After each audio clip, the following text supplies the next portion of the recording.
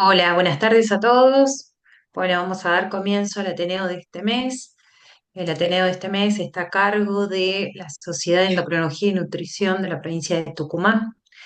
El tema seleccionado en esta ocasión es desafíos en el manejo de la osteomalacia inducida por tumor persistente.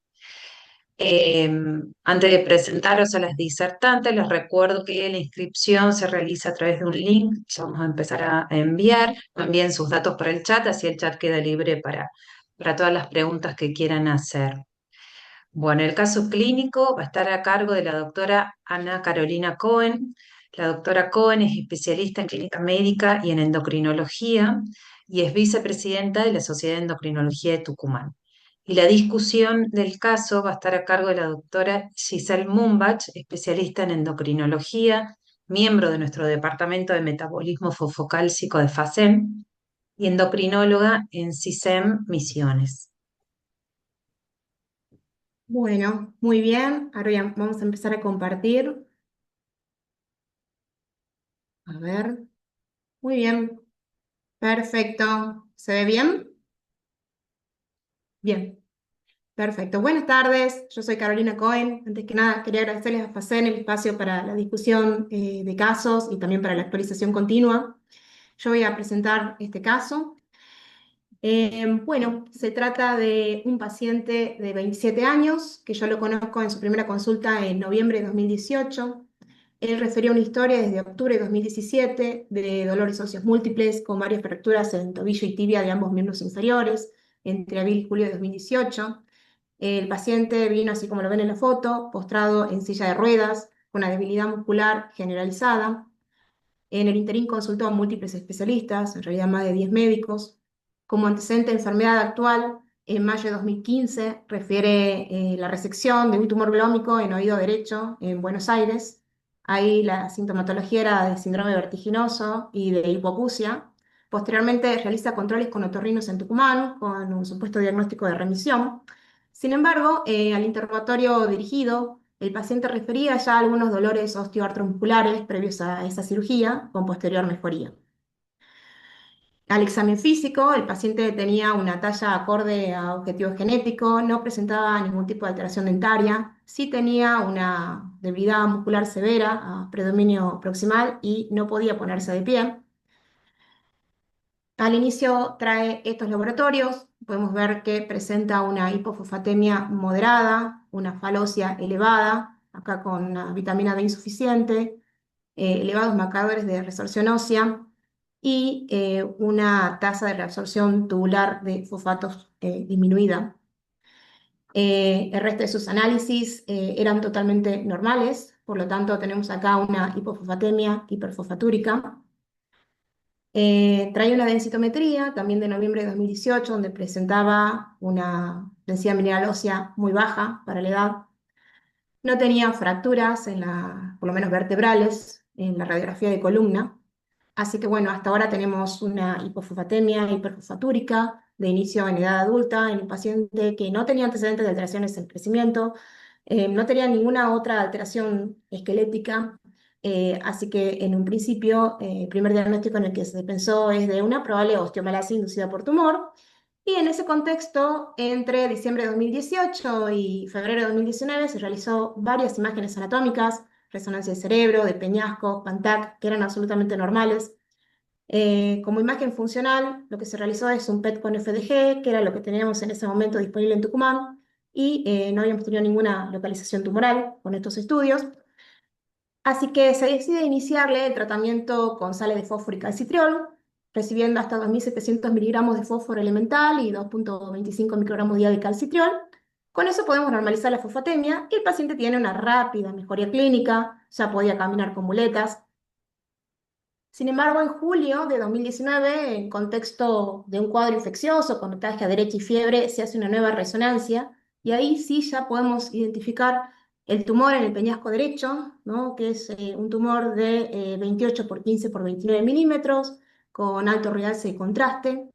Y con esto lo derivamos a Buenos Aires para conducta quirúrgica. Ahí se me trabó.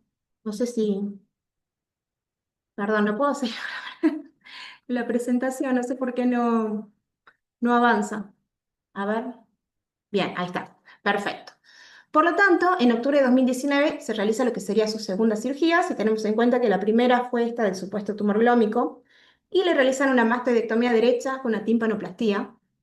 En la anatomía patológica se identificó un tumor fuso celular con moderada actividad proliferativa, con un KI67 del 3%, compatible con posible tumor vesículo fosfatúrico. No teníamos disponible para hacerle la inmunohistoquímica para FGF23. Lo cierto es que posterior a esa cirugía, el paciente tuvo una franca mejoría clínica, ya caminaba solo con bastón de apoyo, pero lamentablemente siguió con persistencia bioquímica, tenía todavía hipofosfatemia, aunque con menor requerimiento de sales de fósforo y calcitriol. Recién en septiembre de 2020 pudimos acceder a hacerle un dosaje de FGF23 que dio francamente elevado.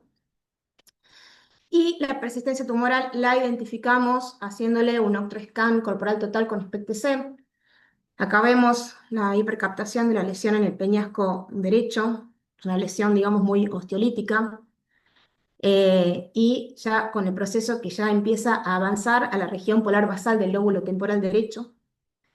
Y teniendo en cuenta estos hallazgos, volvemos a derivarlo para una conducta quirúrgica, digamos, con un equipo entre otorrino y neurocirugía. Es así que se realiza la tercera cirugía en abril de 2021. Es una cirugía a comando entre otorrino y neurocirugía. Esto se realiza en Fleni.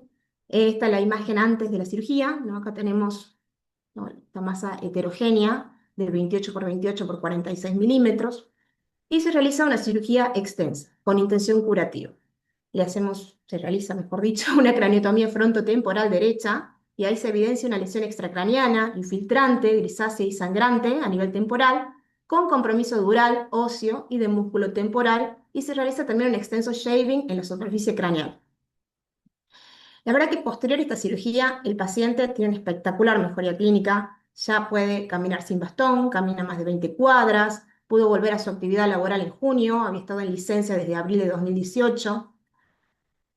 Sin embargo, tiene persistencia bioquímica, pero puede bajar más del 50% el requerimiento de fósforo y calcitriol.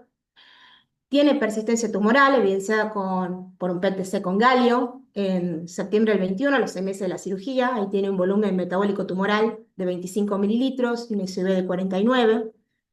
6 meses después, casi al año, el tumor permanece estable.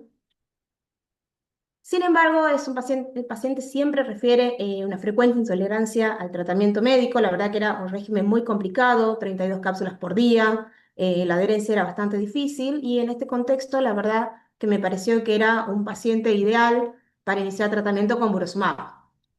Así que la obra social aprobó el tratamiento para iniciar 1 mg/kg, o sea 90 miligramos, y esto recibió en abril y mayo de 2022.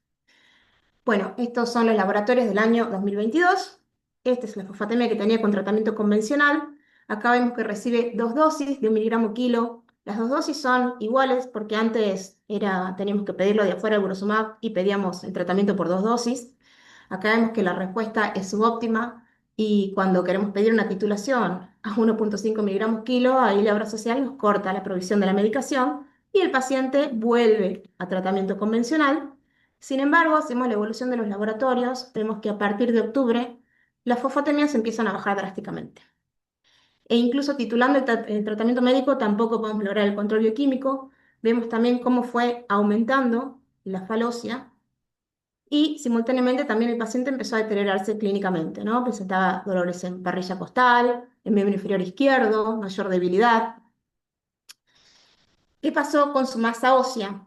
Bueno, acá vemos varias densitometrías desde el año 2019 y lo que vemos es que por lo menos hasta el año 2022 siempre logramos aumento de masa ósea con el tratamiento y en 2022, sobre todo en la última parte de 2022, empieza nuevamente a perder masa ósea y esto lo vemos tanto en columna como en cadera y también en los índices de sarcopenia como el índice de masa muscular esquelético que vemos que fue subiendo desde 2019 y cómo en octubre de 2022 vuelve a bajar.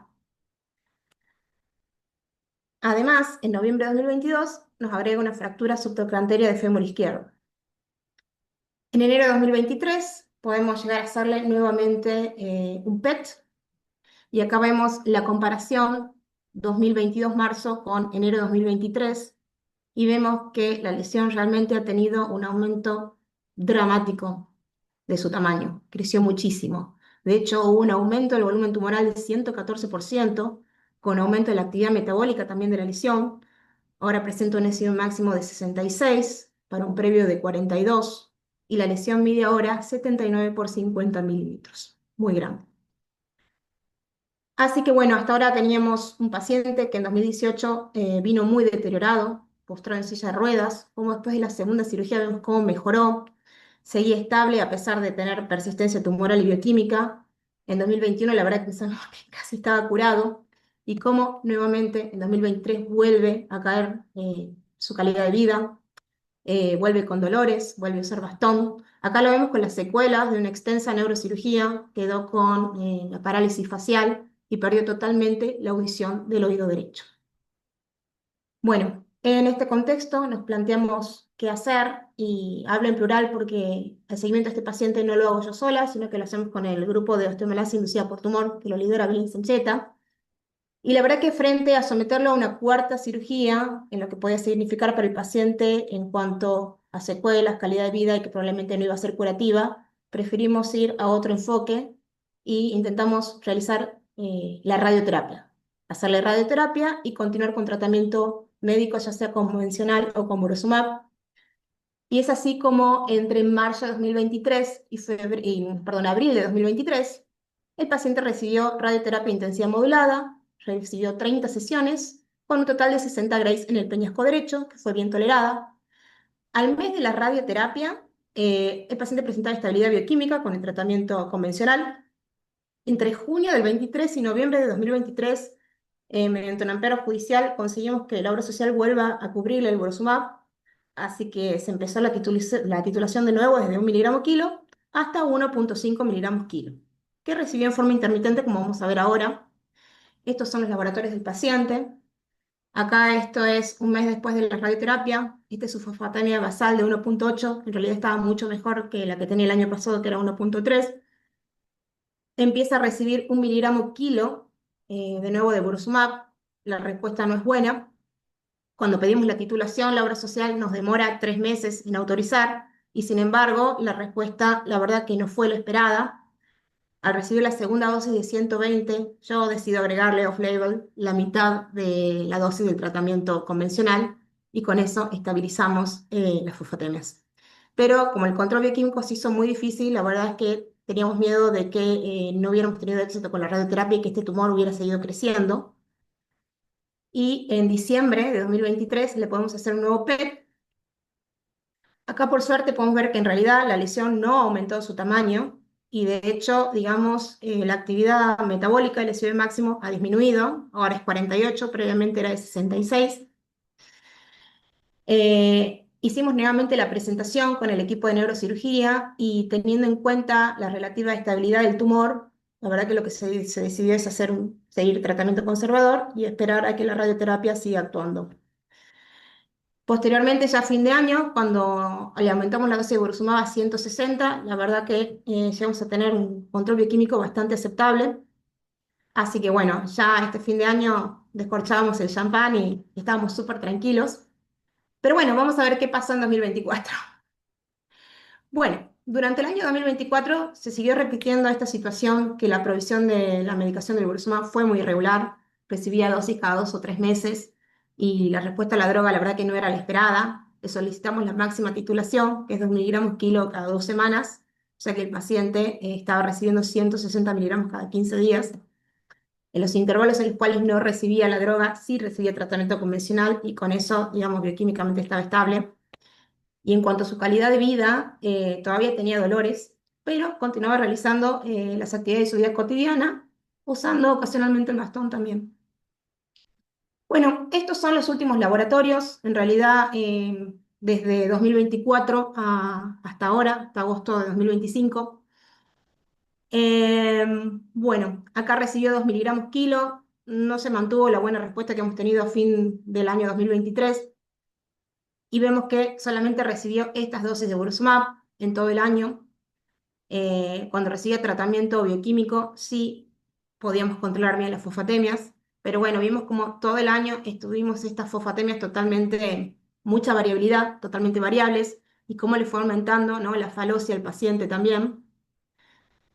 Y coincidente un poco con lo que nos pasó en la parte bioquímica, vemos que en el último año el paciente siguió deteriorando su masa ósea, tanto en columna como en cadera. Siguió bajando también los índices de sarcopenia, la verdad que estaban peores en el año 2024.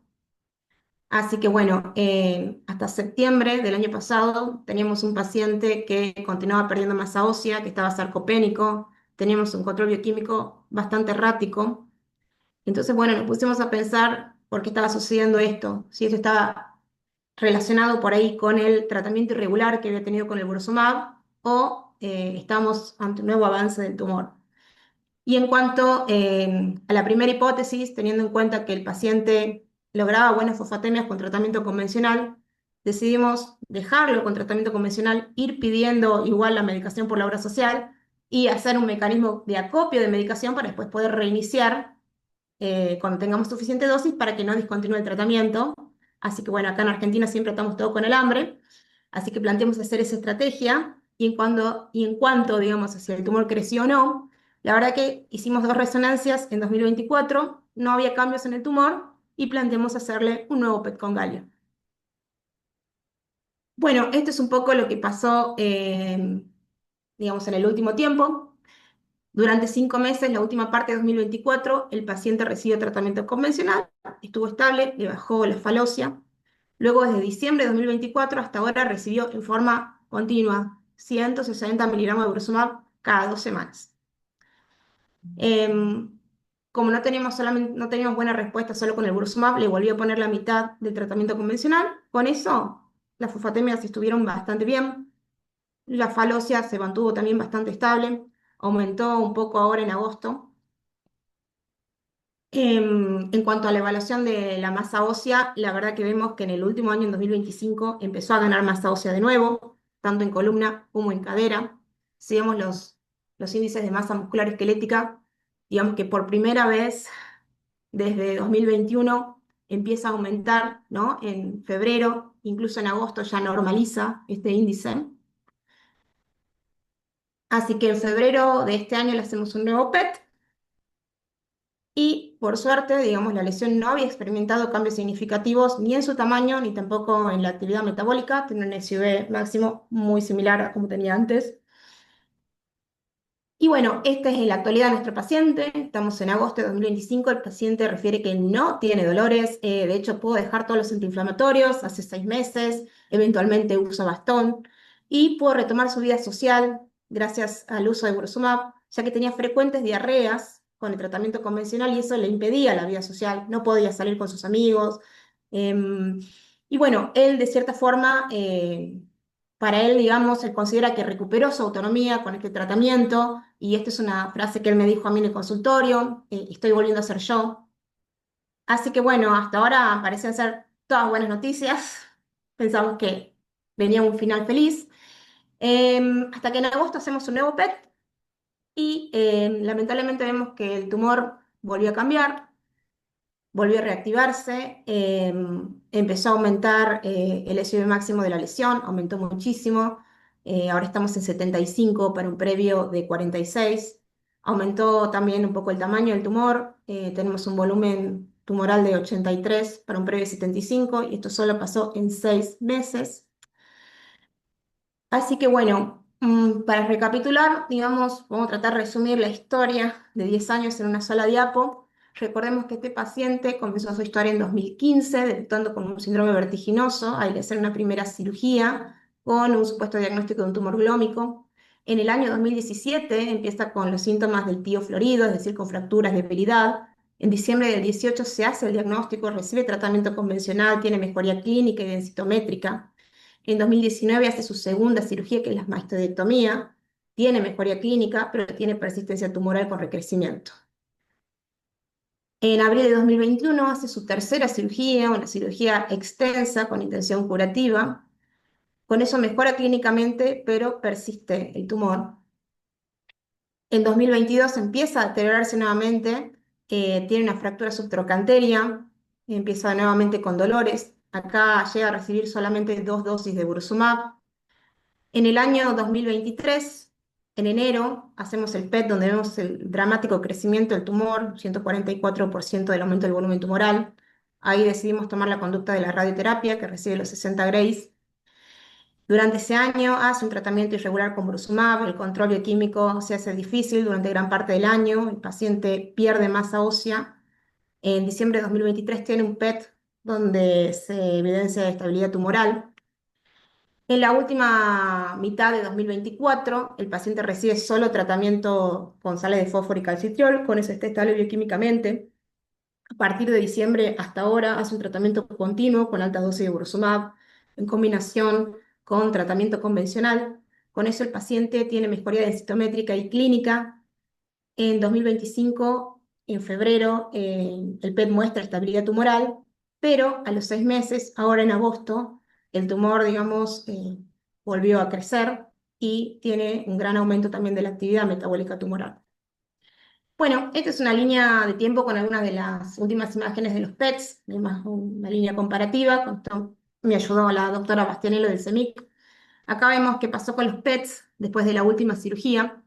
La verdad que en el primer año después de la cirugía la lesión se mantuvo estable, pero en el segundo año posterior a la cirugía acá se produce este enorme crecimiento de la lesión, tanto en tamaño como en actividad metabólica. Recibe la radioterapia acá y la verdad que casi en los primeros 2 años de la radioterapia la lesión se mantiene bastante estable, pero en los últimos 6 meses de nuevo vuelve a acelerar su crecimiento y vuelve a aumentar mucho la actividad metabólica del tumor. Así que bueno, un poquito el objetivo de la presentación es ver cómo seguimos desde aquí. Hasta acá tenemos un paciente que sí tiene buen control bioquímico y clínico con Bursumab, junto con las sales de fósforo y calcitriol, pero hemos tenido un rápido crecimiento y un aumento brusco de la actividad tumoral en los últimos 6 meses, tras tener casi 2 años de estabilidad por radioterapia. Y bueno, y acá no puedo dejar de mencionar por lo menos la relación temporal con haber recibido 9 meses de tratamiento ininterrumpido con altas dosis de Brusumab. Y bueno, plantear un poco qué alternativas tendríamos para el control estructural en este paciente.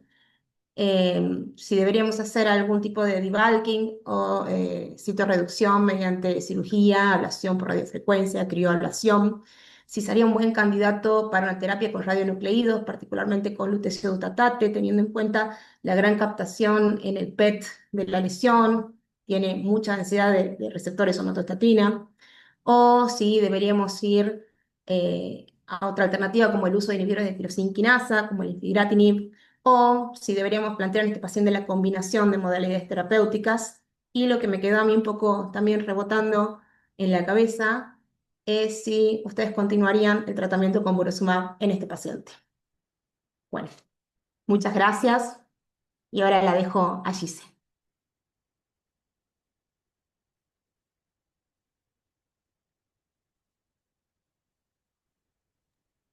Hola a todos. A ver, que ya estoy compartiendo la pantalla. Por favor, confírmenme si está todo bien, si se ve.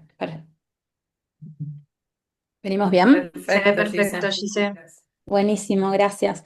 Bueno, antes que nada, muchas gracias a Caro por la confianza, por permitirme hacer la revisión de la literatura y discutir este caso que, como ella bien lo puso, es muy desafiante. Y muchas gracias también a Facen. Y antes de continuar, me gustaría saber entre nuestros asistentes, entre nuestros presentes hoy, que somos, actualmente somos, que no los puedo ver, bueno. Ustedes me dirán cuántos setenta y somos. uno Gise. setenta y Ah, uno bueno, Gise. buenísimo. Gracias, Pame. Bueno, que somos 71. Me gustaría saber entre ustedes qué tan familiarizados se sienten con el diagnóstico de tumor inductor, o sea, osteomalacia inducida por tumor o TIO. Y para ello vamos a usar el chat y una escala que va de 1 al 5, donde 1 es nada y 5 muy familiar. Y les voy a pedir, como yo no estoy pudiendo ver el chat, si que alguien me vaya diciendo qué van escribiendo en el chat, por favor. A ver, van diciendo uno, la mayoría, algunos dos, una persona puso cuatro, dos, uno. otra persona más 4, pero la mayoría es entre 1 y 2. Hay un 3 por ahí, otro 4, muchos 2. Digamos que la Bien, mayoría 2 y 1. bien, bien, bien. Muy bien, ahora pasamos a una segunda pregunta. Con respecto a osteomalacia inducida por tumor, ¿qué dato no esperan encontrar? No tengan vergüenza, no tengan miedo. Esto es más que nada para poder justificar esta revisión que queremos hacer posteriormente, ¿sí? Uno, A, sería una reabsorción tubular de fósforo baja, fracturas, debilidad muscular, pseudofracturas o una 1,25 de hidroxivitamina D alta. ¿Cuál dato no esperan encontrar? Bueno, a ver, acá la mayoría está poniendo C. Hay 1 o 2 que pusieron A, pero en franca mayoría de Cs. Muy bien. Muy bien.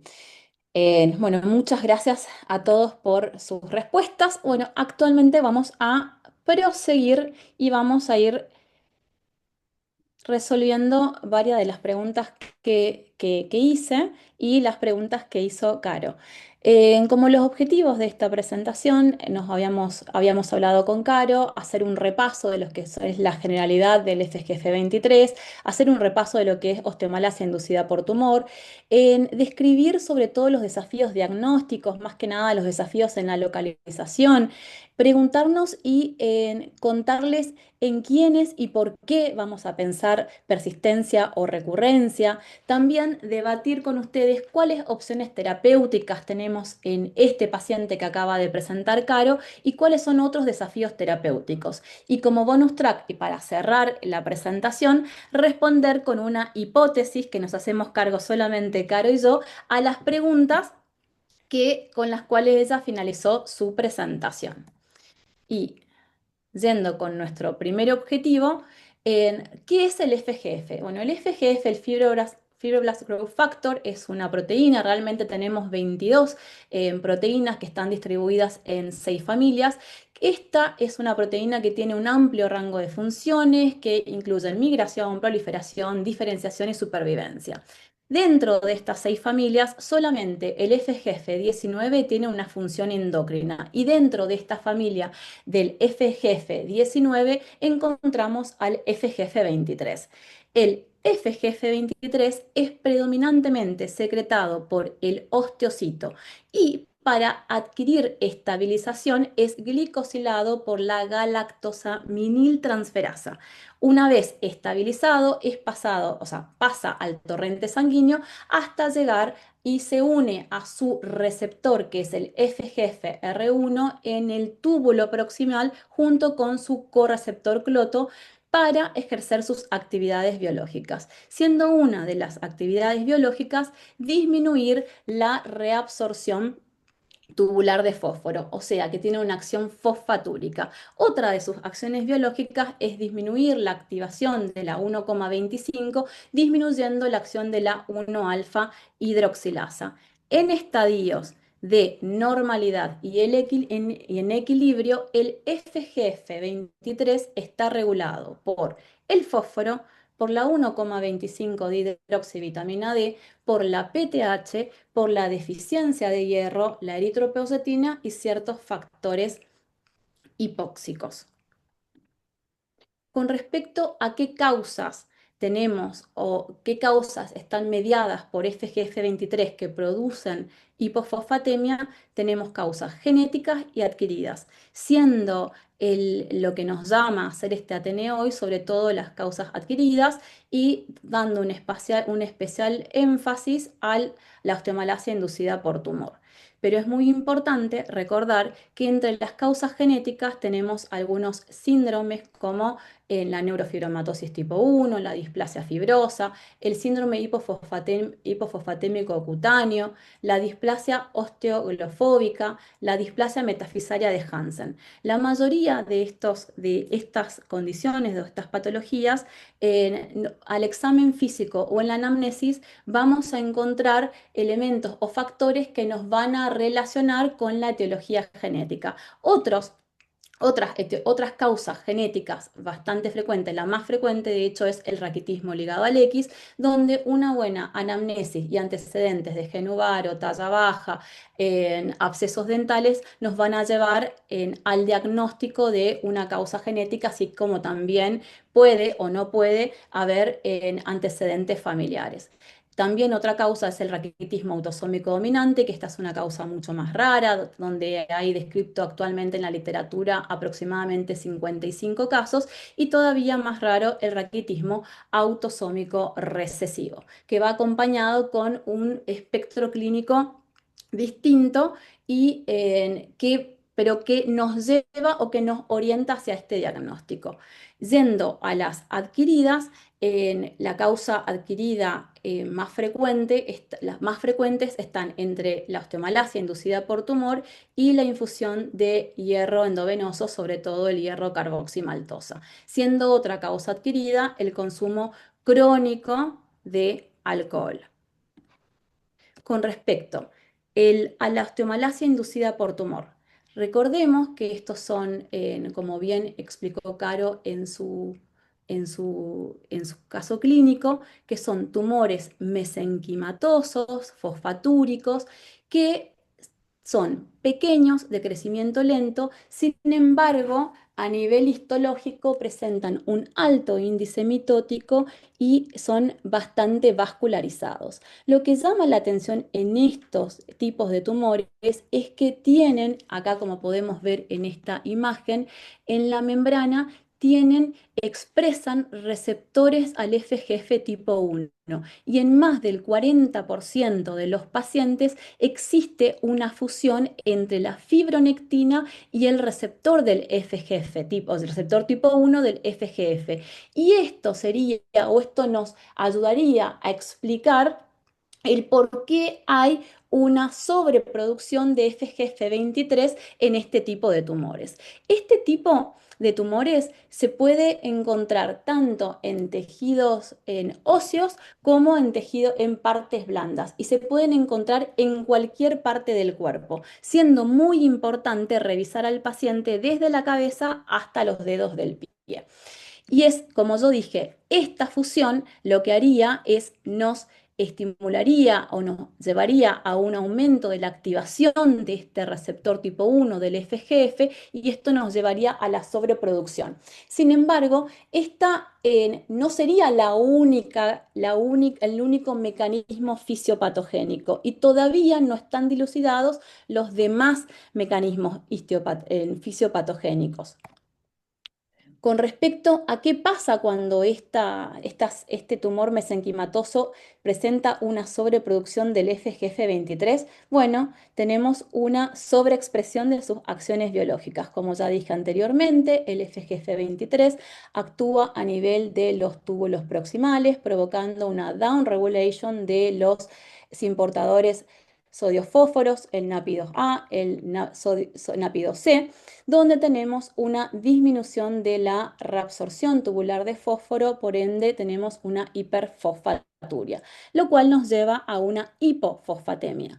Así también el FGF23 disminuye la actividad de la 1-alfa hidroxilasa, teniendo una menor conversión a la 1,25 dihidroxivitamina D.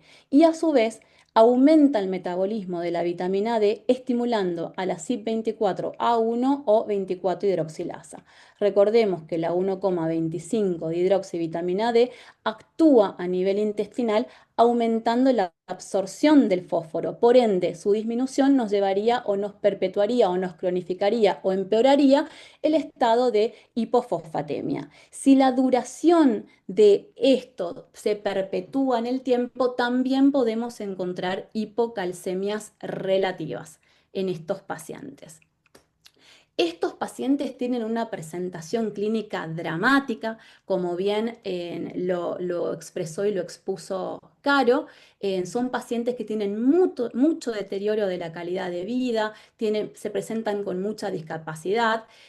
Anteriormente, en las revisiones de la literatura, teníamos muchos retrasos diagnósticos que, dependiendo del año en el que fueron descritos, se presentaron con retrasos entre 7,5 a 11 años, llegando a haber un reporte de caso con 28 años de retraso en el diagnóstico. Actualmente, según una última revisión que hizo la doctora Brandi, los retrasos diagnósticos están aproximadamente entre 2,5 más o menos 1,3 años. También estos pacientes tienden a recorrer distintos especialistas, muchos médicos, buscando diagnósticos y muchas veces son muy mal diagnosticados. Creo que Caro había comentado, no sé si lo comentó o lo comento yo, que su paciente en particular recorrió 13 médicos antes de llegar al diagnóstico.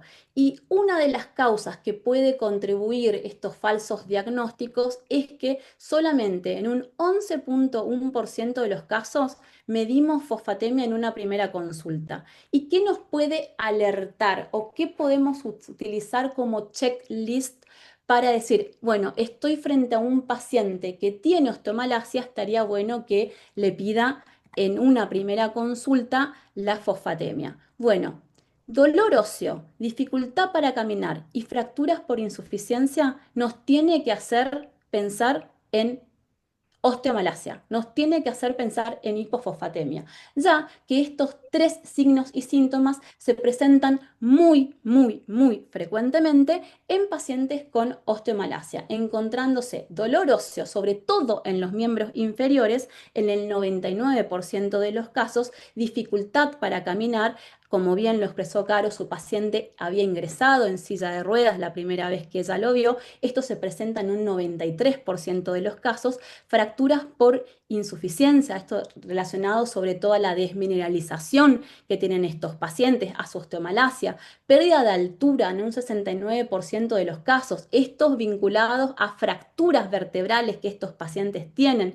Debilidad muscular y menos frecuentemente podemos encontrar deformidades tanto de la columna, de la cavidad torácica y entre un 10 a un 15%, estos pacientes pueden presentarse con una tumoración local o un bulto local que, oh sorpresa, podemos estar frente al tumor. ¿Cómo hacemos el diagnóstico de estos pacientes? Bueno, en primer lugar debemos documentar la hipofosfatemia. Para ello es necesario que midamos el fósforo sérico. La muestra debe ser tomada en ayunas, sin torniquete. Una vez que confirmamos o documentamos la hipofosfatemia, es importante medir la reabsorción tubular de fósforo o hacer el ratio entre la reabsorción tubular máxima de fosfato relacionada al filtrado glomerular. Que esto lo podemos hacer online porque tenemos la fórmula, tenemos distintas aplicaciones en internet que nos ayuda a sacar rápidamente el dato, o podemos utilizar un nomograma de acuerdo al filtrado glomerular del paciente. Si este paciente presenta una disminución de la reabsorción tubular de fósforo menor a 85%, estamos diciendo que este paciente tiene una pérdida renal de fósforo.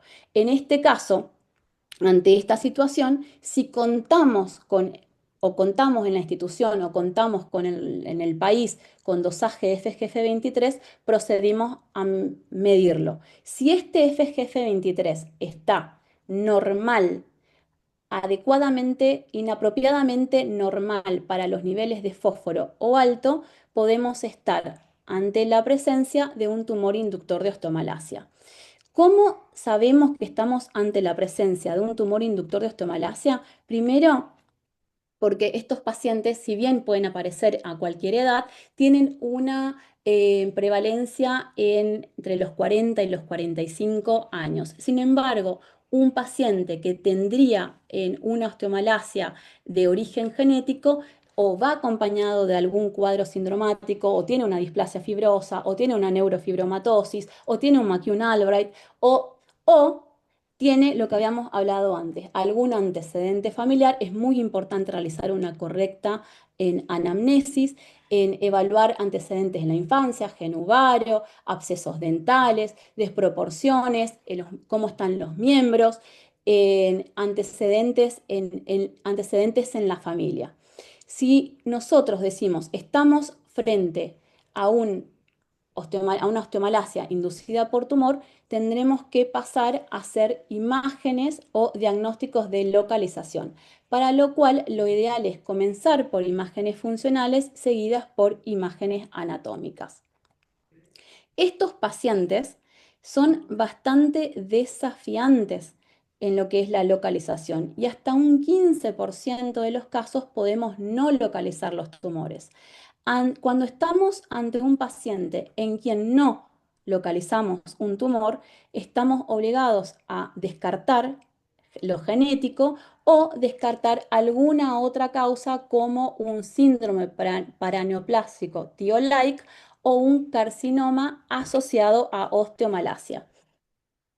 Entre estos carcinomas asociados a osteomalacia tenemos al cáncer de mama, al cáncer anaplásico de tiroides que pueden sobreexpresar o que pueden sobreproducir FGF23, cáncer de colon, cáncer de ovario, cáncer de próstata y también ciertos tumores hematológicos. Es muy importante cuando queremos hacer el diagnóstico de localización revisar al paciente. Como yo les había dicho previamente, entre un 10 a un 15% de los casos, estos pacientes pueden presentar un bulto palpable.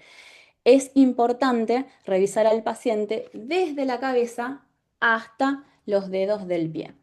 Y si nosotros en el examen físico no encontramos, igual aunque lo encontremos, tenemos que pasar a las imágenes funcionales. Dentro de las imágenes funcionales, la imagen que mayor sensibilidad o el estudio que mayor sensibilidad presenta es el gallium dotatate.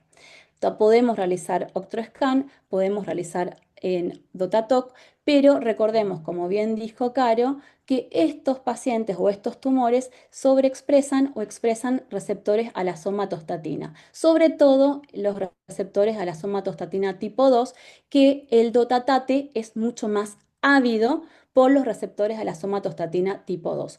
Una vez que tenemos una imagen funcional, esta imagen la debemos contrastar con una imagen anatómica que esta puede ser a través de una tomografía o una resonancia magnética.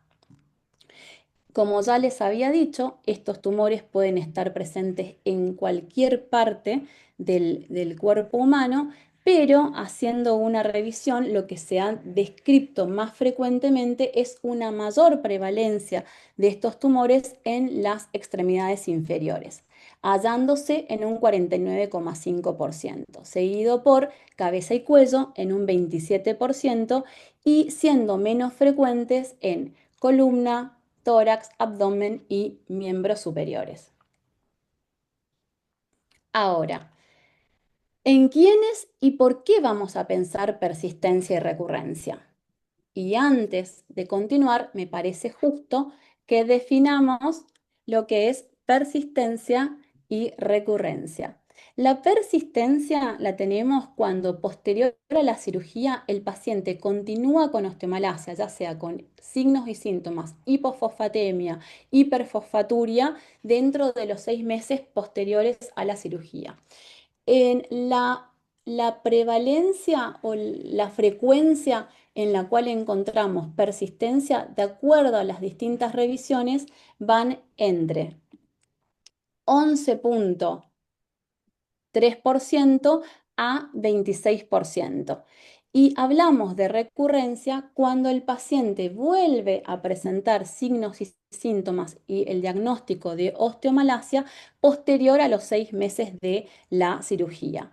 Esto ocurre aproximadamente, según las distintas revisiones, entre un 7 a un 26%. Y antes de continuar, me parece preciso y aclarar que tengamos cuidado cuando hablemos de persistencia después de la cirugía.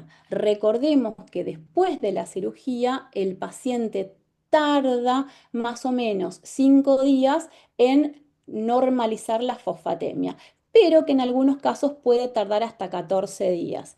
Lo primero que se normaliza es la FGF23, la intacta, o sea, el primer parámetro en normalizarse y tengamos en cuenta que estos pacientes deben llegar muy bien suplementados con calcio, calcitriol, fósforo, porque posterior a la cirugía puede ocurrir como un síndrome de hueso hambriento-like.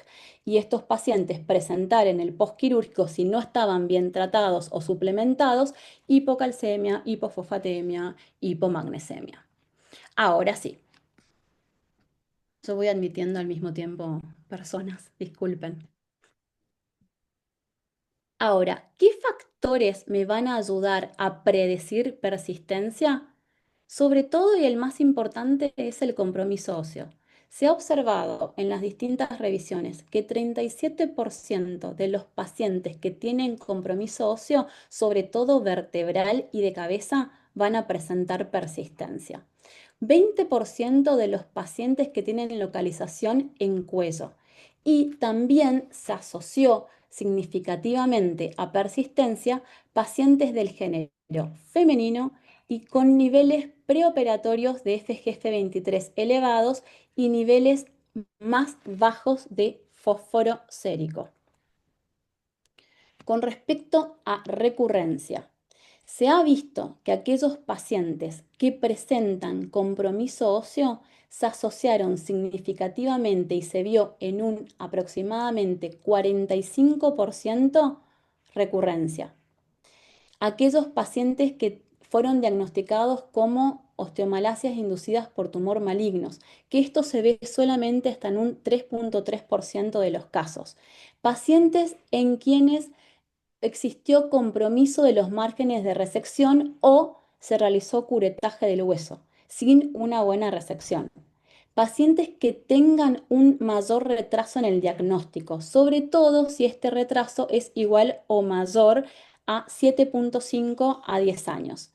Pacientes que tenían mayor tamaño tumoral, y con respecto a esto hay una controversia, ya que algunas revisiones hablan de que el mayor tamaño tumoral, sobre todo si los bordes son irregulares, se asociaban más a recurrencia, y hay otras series que hablaban de un menor tamaño tumoral. Sin embargo, estas revisiones que hablaban de un menor tamaño tumoral y mayor riesgo de recurrencia, no se mantuvo esta en asociación cuando se hicieron estudios en multivariados o los ajustaron por confundidores.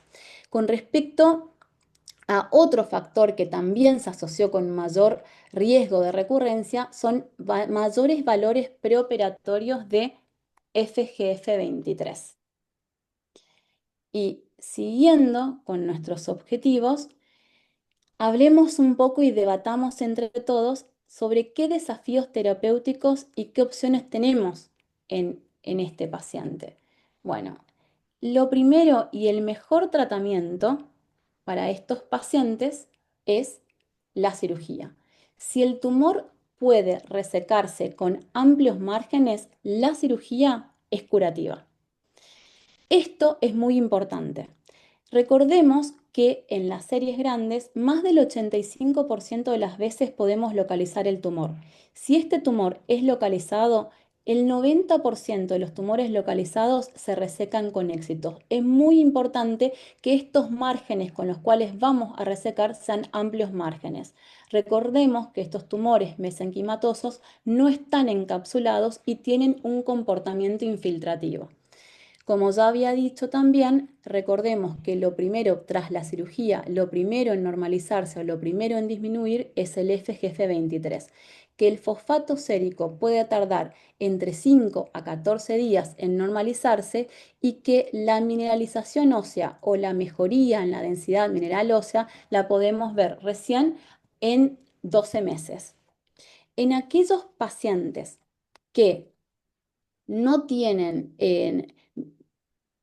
chances de curación porque tienen algún tumor irresecable, o aquellos pacientes que tienen un alto riesgo quirúrgico, o aquellos pacientes que persistieron, o aquellos pacientes que recurrieron, la radioterapia sería una opción.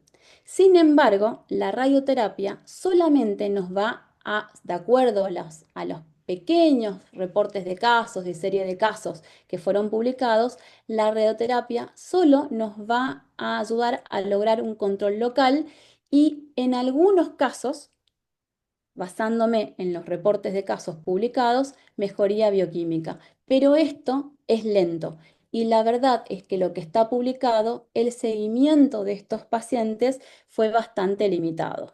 Y lo ideal es que cuando hacemos radioterapia o decidimos hacer radioterapia a un paciente, hagamos un seguimiento con imágenes seriadas cada 6 a 12 meses. Con respecto, ¿qué está publicado? Bueno, en una revisión y basándome en 160 casos publicados en pacientes con osteomalacia inducida por tumor, se utilizaron radioterapia en 2 pacientes de forma como tratamiento primario, como tratamiento inicial y 2 como tratamiento adyuvante. En estos 4 pacientes, la efectividad de la radioterapia fue bastante variada y muchos de estos pacientes que fueron publicados y sobre todo estos 4, eh, no tenemos seguimiento a largo plazo. Entonces se nos hace bastante eh, complicado hablar de la eficacia verdadera o la verdadera efectividad que tiene la radioterapia en estos pacientes. En otra modalidad terapéutica que actúa sobre el tumor y que está muy descrita en la literatura es la crioablación y la ablación por radiofrecuencia. ¿En qué consiste esto? Bueno, la crioablación consiste en una criocongelación que se hace a través de una sonda que se introduce en el tumor. Esto se intenta criocongelar con una temperatura de menos de 40 grados.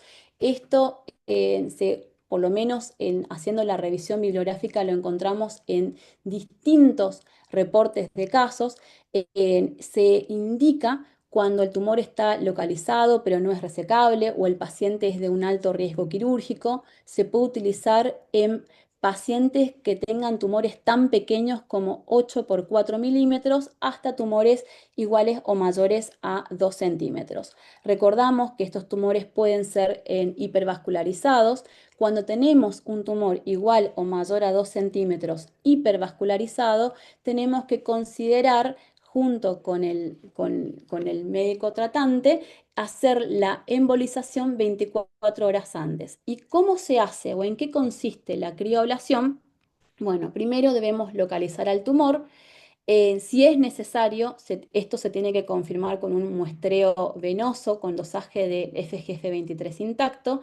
Se hace una planificación, se coloca la sonda y se intenta crear una burbuja de hielo. Y como ya dije, si fuera necesario, si el tumor midiera igual o mayor a 2 centímetros, se debe solicitar una embolización previa. Y lo que se notó con la crioablación es disminución de la FGF23, disminución del tamaño tumoral, normalización de la fosfatemia. Pero los seguimientos descriptos en los distintos reportes de casos no van más allá de 2 años, por lo cual también nos resulta bastante difícil para hablar sobre su verdadera tasa de eficacia. Con respecto a esto, basándome sobre todo en el reporte de 13 casos descriptos, se utilizó la crioablación con éxito en 12 pacientes. En estos 12 pacientes fue utilizado sobre todo como un primer tratamiento y en un paciente como adyuvante tras una cirugía. 92% de los casos, o sea, 12 pacientes, presentaron una muy buena respuesta a la crioablación, normalizando la fosfatemia, disminuyendo el tamaño tumoral, normalizando la fosfaturia. Sin embargo, un paciente no lo logró.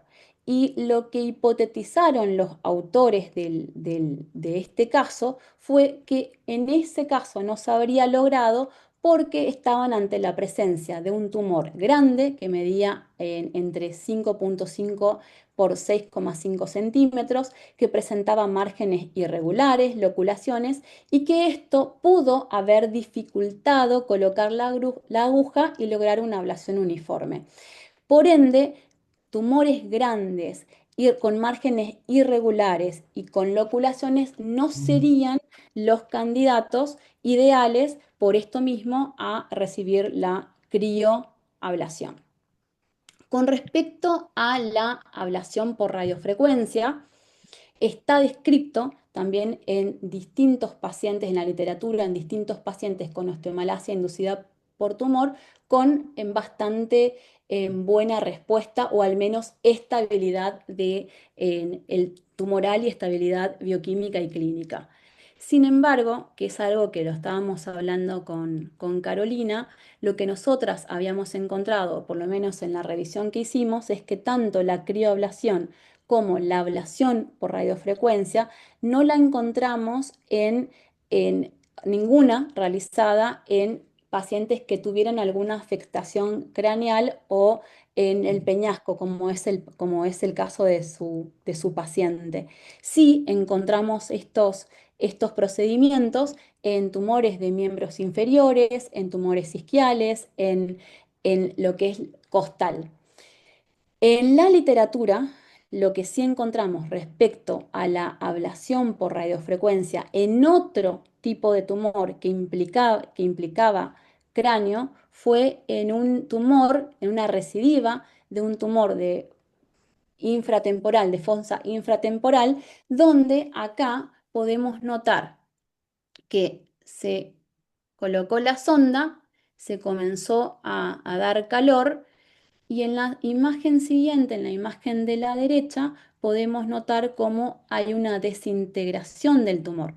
Y aparentemente también podemos ver como un efecto de masa. Pero esto no es en un tumor inductor de estomaplasia, no es un tumor que está produciendo FGF23, sino es en otro tipo de tumor. Pero lo trajimos a colación considerando que podría ser una opción en el caso que acaba de presentar Caro. Claro que esto debe ser debatido sobre qué consecuencias podría traer, sobre todo el efecto de masa o el edema que puede tener cuando se comienza a desintegrar el tumor, sobre todo por dónde está ubicado, que es en el peñasco, en el caso de Caro.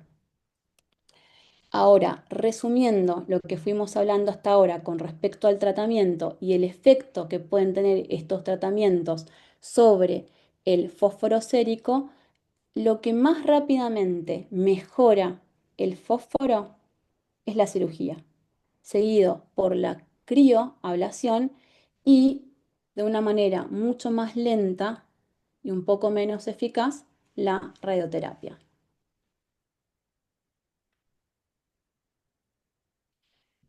Como también había hablado Caro y como ella expresó con qué otro tratamiento podemos intentar eh, s- mejorar el tumor o mejorar la fosfatemia de su paciente, también está descrito en la literatura que la terapia con radionucleótidos o el lutecio sería una opción.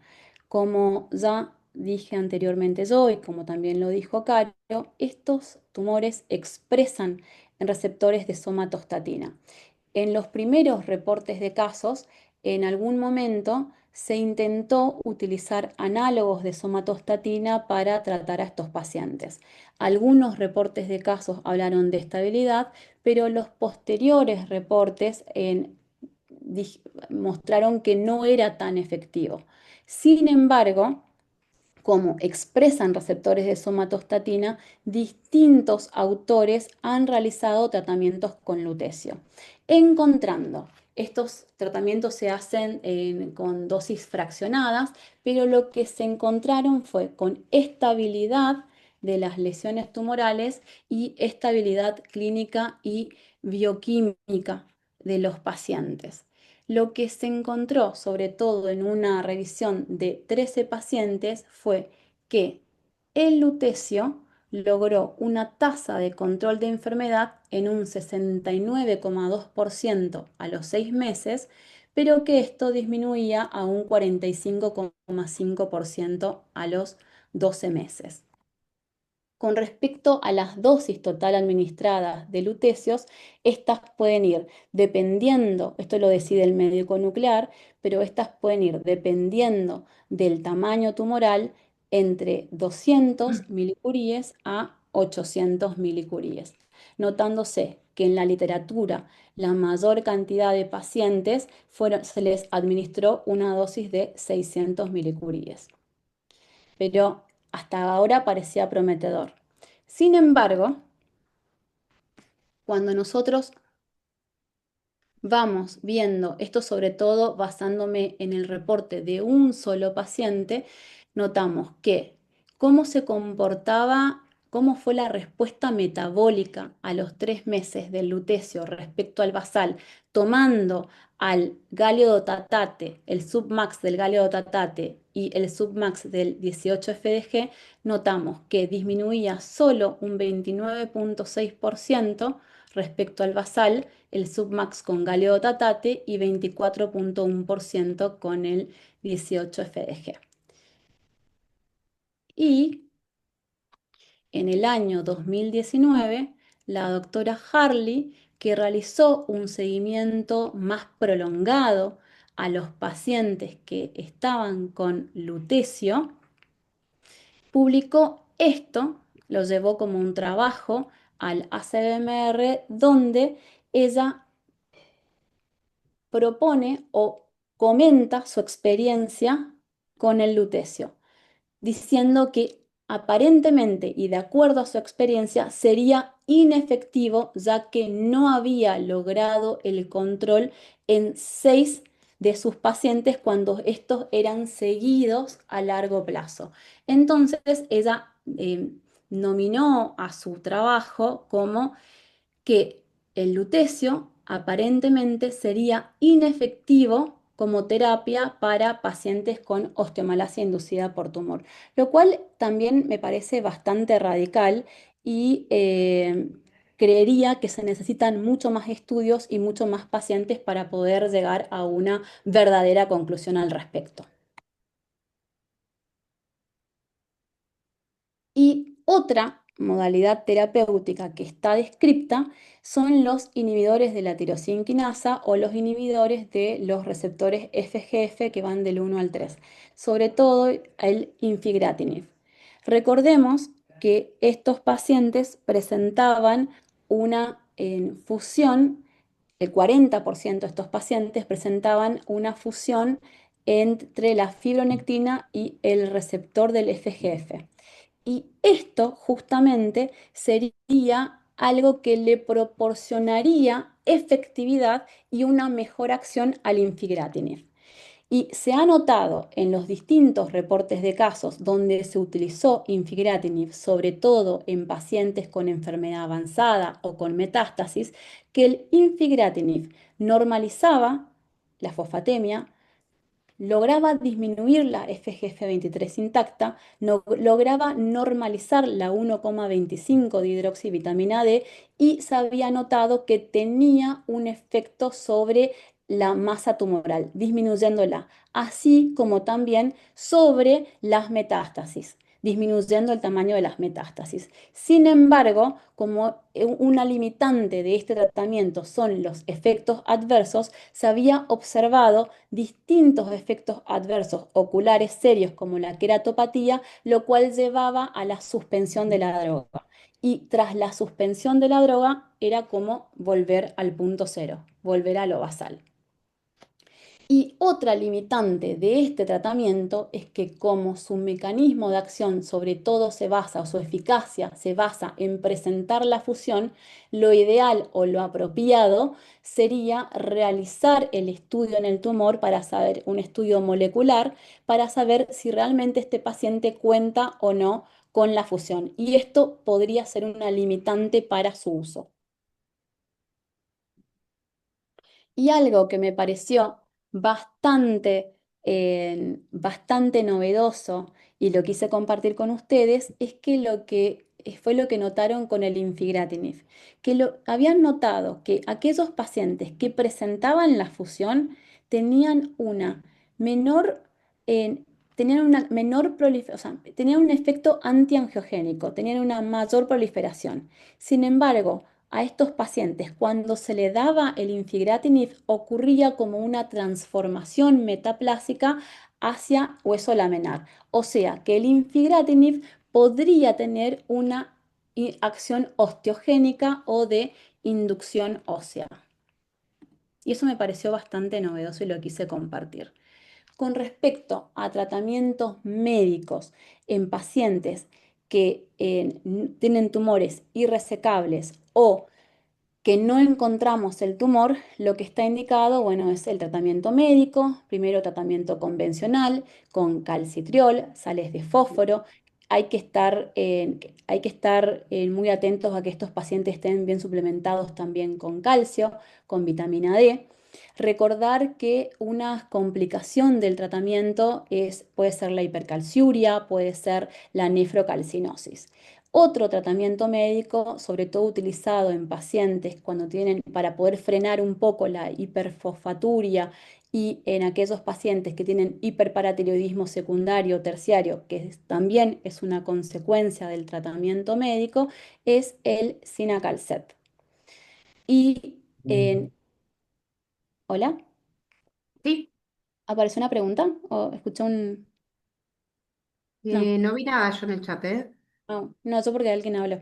Bueno, y por último, me gustaría hablar del Burosumab. El Burosumab es un anticuerpo anti-FGF23, está aprobado para el tío no resecable o no localizable y lo que se ha demostrado en los distintos ensayos clínicos es que el Burosumab eh, mejoraría sostenidamente la fosfatemia, mejoraría la tasa de fracturas, pseudofracturas, habría una mejoría en la calidad de vida y una mejoría en la densitometría. Las dosis del burosumab aceptadas o regladas son cada 2 a 4 semanas hasta un máximo de 2 miligramos kilo peso y es muy importante que estas dosis vayan siendo ajustadas de acuerdo al fósforo y es de buena práctica medir la fosfatemia cuando presenta el pico, lo cual esto siempre ocurre más o menos a mitad del intervalo que le vamos aplicando. Presenta como limitación, sobre todo, que pudiera haber, existe, hay un riesgo de una posible progresión tumoral, porque el burosumab no tiene un efecto antitumoral, solamente tendría un efecto a nivel bioquímico y clínico. Y también como estos pacientes van a remineralizar, podemos ver al inicio del tratamiento, sobre todo, como un movimiento en los marcadores de remodelado óseo que luego se descienden y con el tratamiento, luego descienden y normalizan. Y finalmente, y yendo hacia el bonus track y respondiendo, intentando responder una de las preguntas que hizo Caro, ella había notado, si ustedes siguieron lo último que ella había expuesto, fue que en los 9 meses que su paciente se mantuvo constante con el tratamiento con burosumab, hubo como una progresión tumoral. Y la pregunta es, que le hago a ustedes, ¿lo han escuchado? Sobre todo aquellos que ya han tratado eh, pacientes con osteomalacia inducida por tumor. ¿Ustedes lo han escuchado? ¿Lo han visto? Pónganlo en el chat. ¿Qué les Bueno, parece? no sé cuántos han tenido pacientes, ¿no? Con osteomalacia con tumor, pero inducida por tumor. Bueno, en definitiva, yo les quiero mostrar esto. Coincidente con lo que mostró Caro, el año pasado en osteoporosis, bueno, se reportó una progresión del tumor bajo tratamiento con burosumab.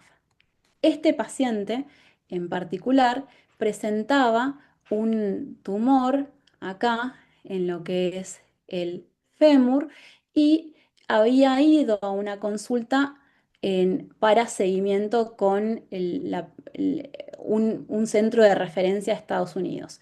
Y ellos habían notado que hubo progresión gradual bajo burosumab del tumor, notándose en esta, no sé si pueden ver la flechita, en esta foto vemos cómo hay un aumento del tamaño tumoral a los 1,5 años de tratamiento con burosumab y esto siguió aumentando a los 2,3 años de tratamiento con burosumab.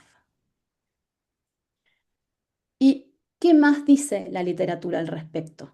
Cuando nosotros vamos y buscamos los estudios que se hicieron de fases con burosumab, encontramos que en 7 pacientes en quienes se vio o se estudió la progresión tumoral en una fase 2A, no habían encontrado progresión del tumor bajo burosumab. Sin embargo, en una fase 2B, sobre 14 pacientes encontraron que 36%, o sea, 5 pacientes bajo tratamiento con burosumab, presentaron progresión tumoral. Ahora, nosotros podemos cuestionar, bueno, ¿esto se debió al burosumab o fue debido al propio comportamiento del tumor? La verdad es que para eso no tenemos una respuesta. Pero con Caro, y esto sí, a ver, te voy a buscar Caro, Acá estoy, acá estoy. pero, sí, pero con Caro, nosotras, y nos hacemos cargo, hicimos una teoría o creamos una hipótesis intentamos hacer un razonamiento biológico plausible del por qué creemos, y vuelvo a decir, esto no está en la literatura, es algo que lo estamos hipotetizando solamente nosotras dos, del por qué pudiera haber un crecimiento tumoral bajo burosumab y propusimos 3 hipótesis. Uno es que la llamamos como alivio de retroalimentaciones sistémicas. Si ustedes recuerdan, estos tumores presentaban en la membrana receptores para el FGF.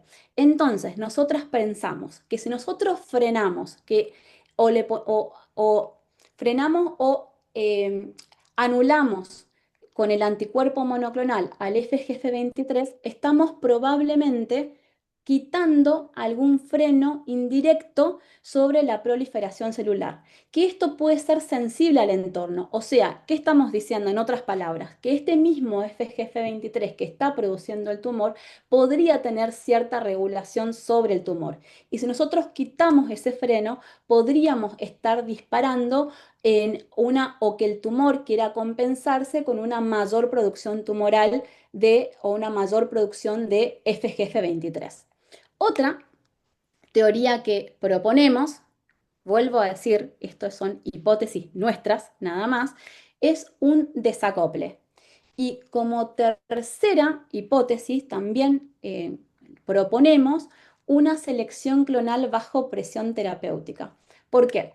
Porque nuevamente, si nosotros estamos frenando o estamos anulando la acción sobre el tumor del FGF23, podríamos estar estimulando a que ciertos clones se sobreexpresen o que haya una sobreexpresión del receptor tipo 1 del FGF. Igual estas son teorías nuestras, no las tomen. Todo esto tiene que ser comprobado.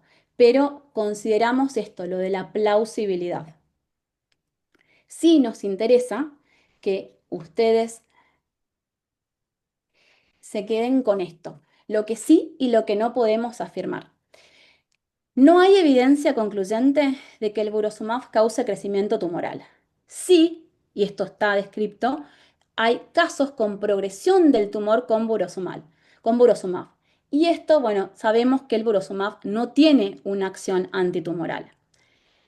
Lo que nosotros encontramos, tanto en los trabajos de fase como en ciertos reportes de casos, como lo que pasó con el caso de la doctora Cohen, encontramos una asociación temporal biológicamente plausible, lo cual no nos habla de causalidad.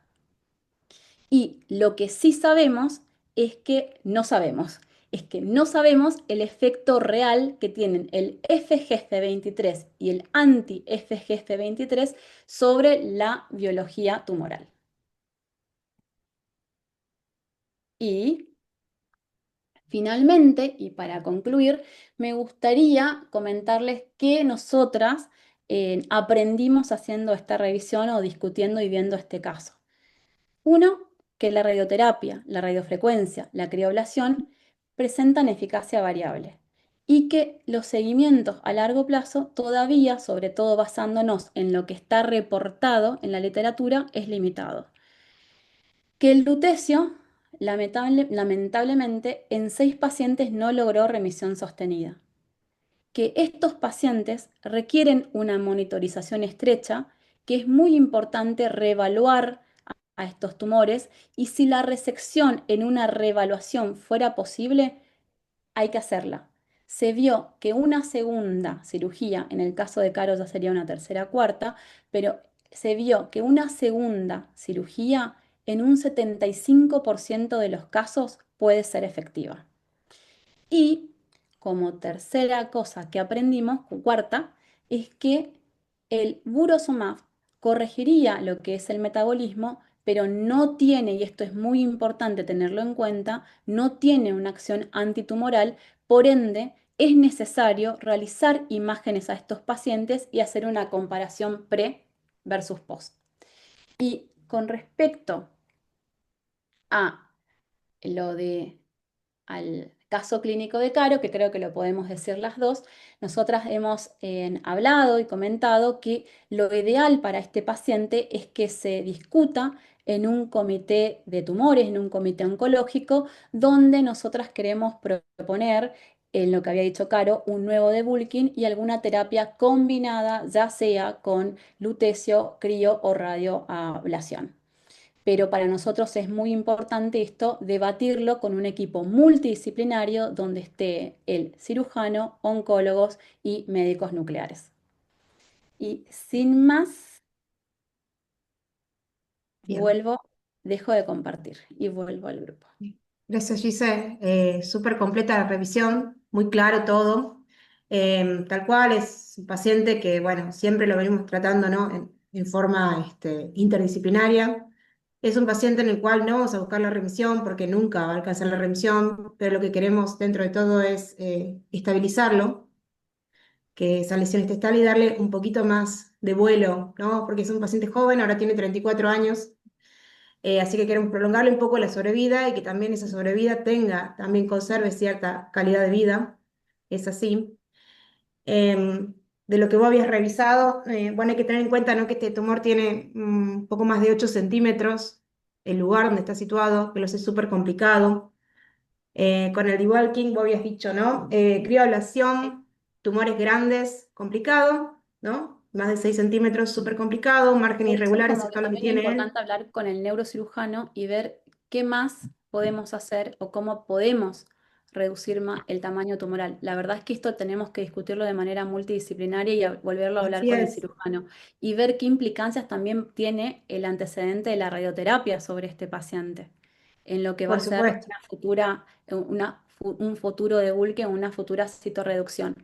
Y con respecto a la crioablación y radiofrecuencia, salvo ese caso que yo había mostrado que no era una osteomalacia inducida por tumor, que era otro tipo de tumor, no está descrito, por lo menos que yo haya encontrado, y vos tampoco creo que lo encontraste, es No, el uso de crioablación o ablación por radiofrecuencia en tumores en el peñasco o tumores craneofaciales.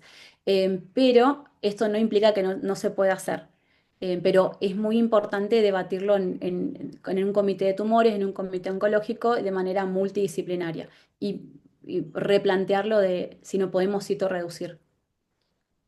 sí, eso creo que hay que volver a hablarlo con los neurocirujanos, que ellos, bueno, la última vez que se habló con ellos fue en finales de 2023, pero como había seguido estable el tumor no habíamos vuelto a hablar, creo que ya es hora de hablar de nuevo de esto y ver si después se puede hacer alguna citorreducción y después ver si podemos hacer algo adyuvante. Nos habían ofrecido a nosotros del CEMIC sin cargo el tema de la terapia con lutecio, que capaz que se podría plantear como algo adyuvante. Así que bueno, sí. Es súper complejo el caso. Y bueno, y con el tema de Bolsonaro también es otro tema a discutir. Él está muy contento con el Bolsonaro, su calidad de vida cambió muchísimo. Así que proponerle discontinuar también creo que va a ser muy choqueante para él. Y como te digo, habría que ver si realmente, evaluar si realmente valdría la pena, ¿no? Porque bueno, es un tumor muy agresivo y podría ser parte también de la misma biología tumoral lo que está pasando. Así que bueno, todo para discutir. Muy bien. Y bueno, de lo que preguntaron acá, el tema de la sal de fósforo, eso se hace preparar en farmacia. No hay preparados comerciales. En Estados Unidos está el K-Fos, acá no, así que hay que hablar con las farmacias y bueno, digamos, hay una formulación para hacer de cuánto hay que poner de la sal de fósforo. Muy importante, fósforo y calcitriol, no se olviden del calcitriol, porque si no nos mata el hiperparatiroidismo secundario. Y hasta puede haber terciario después. Exacto. Bueno, muy bien. Muchas gracias a todos por quedarse, ¿no? Son casi las 9 de la noche, así que bueno, Excelente, excelentes presentaciones, muchísimas gracias. Gracias, gracias, gracias Zule. a las dos disertantes. La Zule verdad que hizo gran parte de las determinaciones de fósforo de este paciente, bioquímica acá en Tucumán, que nos ayuda con esto. bueno, lo que necesites a disposición. ¿Ah? Bueno, muchas gracias, Bueno, Zule. gracias, muchas gracias. Gracias, excelente las dos, la verdad. Gracias. Bueno, muchas gracias. También les quiero agradecer, chicas. Excelente la presentación del caso y la disertación. Gracias por elegir este tema. Es muy importante. Sabemos que gran parte de la morbilidad de esta patología tiene que ver con el retraso diagnóstico, así que siempre Mm. es muy importante escucharlo las veces que sea necesario. Bueno, gracias a todos los que se quedaron hasta esta hora. Recordarles, bueno, que en nuestra página de FACEN están todos los requisitos para participar, o sea, para publicar artículos en nuestra revista en DOAR. También, o sea, hay 6 cursos virtuales en este momento, o sea, a los cuales pueden acceder. Y recordarles el próximo Ateneo, que va a ser en octubre, 28 de octubre, a cargo de la filial de Córdoba. Así que bueno, muchas gracias de nuevo y buenas noches para todos. Gracias, buenas noches. Chao, chao.